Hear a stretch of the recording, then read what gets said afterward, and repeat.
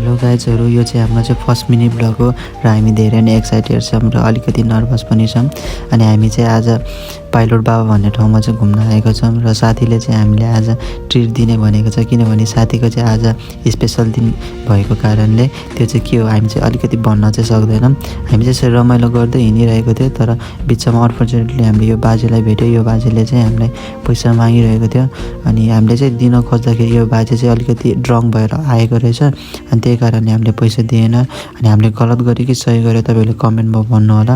अनि साथीले चाहिँ त्यता प्लेन चाहिँ यहीँ हो भनेर चाहिँ देखाइरहेको थियो। अनि त्यो चाहिँ प्लेन अनि त्यो खोइ के क्रास हो के भयो भन्थ्यो। अनि हामी चाहिँ आफ्नो डेस्टिनेसनमा पुगेर अनि हामी चाहिँ खानाको लागि रेडी गऱ्यौँ। अनि हामीले चाहिँ के ल्यायो अनि हामीहरू चाहिँ सबै तयारी गरेर हामी चाहिँ खानातर्फ लाग्यौँ। अनि यसरी हामी खाएर अनि हामीहरूले चाहिँ खाएर सकेर हामी चाहिँ सामानहरू प्याक गरेर हामी चाहिँ अब आफ्नो घरतर्फ फर्किन जाँदैछौँ।